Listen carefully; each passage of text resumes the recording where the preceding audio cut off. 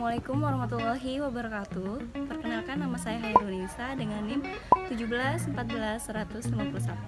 Saya dari jurusan Ekonomi Syariah kelas B semester 6. Di sini saya akan menjawab beberapa soal UAS dari mata kuliah Manajemen Perbankan. Langsung saja ya. Soal yang pertama yaitu jelaskan mengenai prinsip penilaian pemberian kredit dengan analisis 5C dan 7P serta studi kelayakan. Prinsip pemberian kredit dengan 5C yang dijadikan acuan dari pemberian kredit kepada nasabah. Yang pertama, karakter. Karakter yaitu di mana melihat bagaimana karakter dan latar belakang dari calon peminjam atau nasabah yang mengajukan kredit. Pada karakter ini, melihat bagaimana reputasi calon peminjam tersebut, apakah pernah memiliki catatan tindakan kriminal atau kebiasaan buruk dalam keuangan seperti tidak melunasi pinjaman, ya seperti itu. Selanjutnya yang kedua, capacity. Kriteria ini dilihat dari bagaimana nasabah tersebut menjalankan usahanya atau seberapa besar penghasilan yang diterima tiap bulannya. Dan yang ketiga yaitu kapital. Kapital atau modal, di sini dengan mengetahui modal atau aset yang dimiliki usaha nasabah tersebut, di mana pihak bank ini dapat sumber pembiayaan yang dimilikinya itu dari usaha nasabah itu. Dan yang keempat yaitu kolateral. Kolateral atau jaminan yang diberikan kepada calon peminjam saat mengajukan kredit kepada bank. Dan yang terakhir yaitu condition, di mana kondisi perekonomian baik yang bersifat general atau khusus pada bidang usaha yang dijalankan nasabah. Jadi di sini memberikan kemampuan nasabah dalam membayar pinjamannya, yang nantinya tentu terpengaruhi atas kondisi ekonomi tersebut. Di samping prinsip 5C, terdapat prinsip lainnya yang digunakan oleh lembaga keuangan dalam memberikan kredit, yaitu prinsip 7P. Yang pertama, personality. Jadi personality ini di sini melihat bagaimana keseluruhan kepribadian nasabah mencakup sikap dan perilakunya sehari-hari. Dan yang kedua yaitu party. Jadi party ini di mana calon peminjam dimasukkan ke dalam beberapa golongan yang terkait dengan kondisi keuangannya. Dengan adanya perbedaan klasifikasi dan golongan ini, akan ada perbedaan pula dalam pemberian fasilitas kredit nantinya. Dan yang ketiga yaitu purpose, di mana purpose ini menjelaskan apa tujuan dari calon peminjam dalam mengajukan kreditnya pada lembaga keuangan. Jadi pihak bank perlu mengetahui untuk apa dana tersebut akan digunakan, misalnya untuk modal usaha kah, investasi, biaya pendidikan, atau justru dengan kegiatan konsumtif. Dan yang keempat yaitu prospek. Prospek ini bagaimana prospek dari usaha yang dijalankan oleh calon peminjam. Dengan mengetahui apakah usaha atau bisnis tersebut memiliki prospek ke depan yang bagus atau tidak, maka bank pun dapat memprediksi bagaimana perkiraan kemampuan bayar dari si nasabah tersebut. Dan yang kelima yaitu payment. Dalam payment ini mengukur bagaimana kemampuan bayar dari calon peminjam. Prinsip payment ini dilihat dari sumber pendapatan nasabah, kelancaran usaha yang dijalankan, hingga prospek dari usaha tersebut. Dan yang keenam itu profitability, di mana pihak bank melihat bagaimana kemampuan calon peminjam dalam menghasilkan keuntungan atau laba. Dan yang terakhir dari prinsip 7P yaitu protection.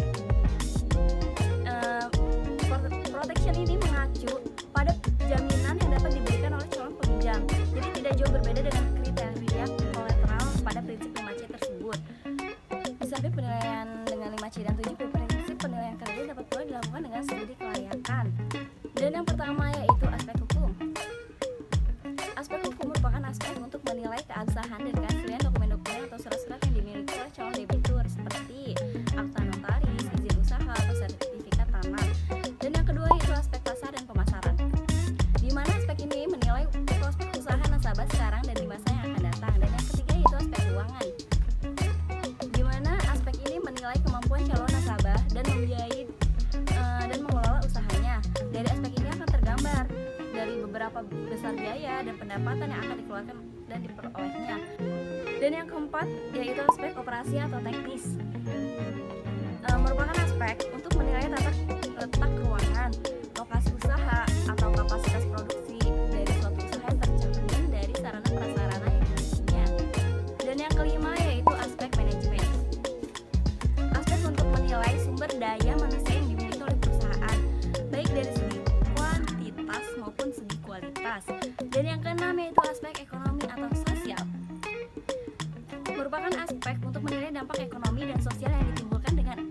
suatu usaha terutama terhadap masyarakat.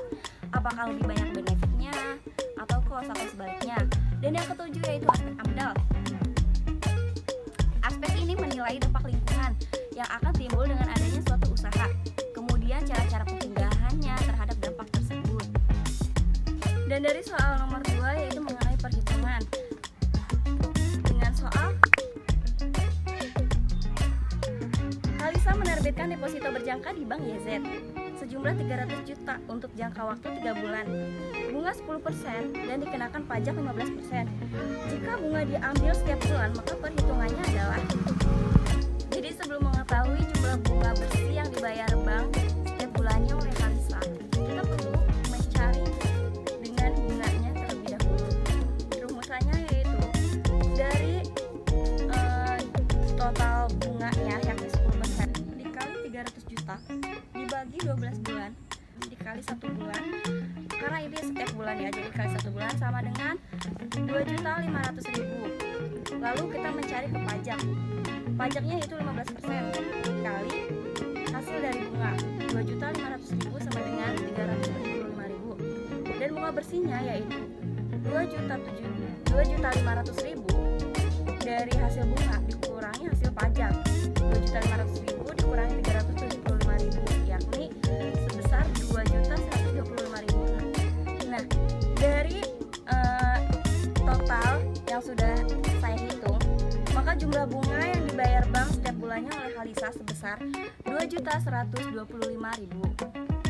Namun, jika bunga diambil setelah jatuh tempo sebanyak 3 bulan, maka perhitungannya bunga sama dengan 10% dikali 300 juta dikali 12 bulan dikali 3 bulan sama dengan 7.500.000. Dan untuk mencari pajak yaitu 15% dikali 7.500.000 sama dengan 1.125.000. Dan bunga bersihnya yaitu 7.500.000 dikurangi 1.125.000 sama dengan 6.375.000. Maka diperoleh jumlah bunga yang diterima oleh Halisa selama jangka waktu 3 bulan sebesar 6.375.000. Dan selanjutnya untuk soal nomor 3 yaitu jelaskan tujuan umum dari manajemen pemasaran bank dan jelaskan mengenai konsep-konsep pemasaran tersebut. Pertama, secara umum tujuan pemasaran bank adalah sebagai berikut. 1. Memaksimumkan konsumsi atau dengan kata lain memudahkan dan merangsang konsumsi sehingga dapat menarik nasabah untuk membeli produk yang ditawarkan bank secara berulang-ulang. Dan yang kedua, memaksimumkan kepuasan konsumen melalui berbagai pelayanan yang diinginkan nasabah. Dan yang ketiga, memaksimumkan pilihan atau ragam produk. Dalam arti, bank tersebut menyediakan berbagai jenis produk bank sehingga nasabah memiliki beragam pemilihan pula. Dan yang keempat yaitu memaksimumkan mutu hidup dengan memberikan berbagai kemudahan kepada nasabah dan menciptakan sistem yang efisien. Dan di samping tujuan pemasaran bank, terdapat pula konsep-konsep pemasaran. Apa aja sih dari konsep-konsep pemasaran tersebut? Yaitu di sini ada 5 konsep. Pertama, konsep produksi. Jadi konsep ini merupakan salah satu falsafah tertua yang menjadi penuntun para penjual dan yang merupakan konsep yang menekankan pada volume produksi yang sebesar-besarnya dengan harga yang serendah-rendahnya. Dan yang kedua yaitu konsep produk. Konsep ini meyakini bahwa konsumen akan menyenangi produk yang menawarkan mutu dan kinerja yang paling baik serta keistimewaan yang mencolok. Sehingga konsep ini menimbulkan adanya marketing nyokia atau pemandangan yang dangkal terhadap pemasaran. Konsep produk ini merupakan konsep yang menekankan pada kualitas penampilan dan ciri-ciri yang terbaik. Dan yang ketiga yaitu konsep penjualan. Konsep ini biasanya diterapkan pada produk-produk asuransi, ensiklopedia, atau kapling-kapling pemakaman, juga untuk lembaga nirlaba seperti partai politik. Dalam konsep ini, kegiatan pemasaran ditekankan lebih agresif melalui usaha-usaha promosi yang lebih gencar. Dan yang keempat yaitu konsep pemasaran. Konsep ini menyatakan bahwa tugas perusahaan adalah menentukan kebutuhan, keinginan, dan minat pasar sasaran dan memberikan kepuasan yang diinginkan secara lebih efektif dan efisien dibanding para pesaing sehingga dapat mempertahankan dan mempertinggi kesejahteraan masyarakat. Dan yang kelima yaitu konsep pemasaran kemasyarakatan. Merupakan konsep yang bersifat kemasyarakatan, jelas ya, karena di sini konsep pemasaran kemasyarakatan ini jadi lebih meluas ke masyarakat. Konsep ini keinginan dan minat pasar sasaran dan memberikan kepuasan sehingga memberikan kesejahteraan kepada masyarakat.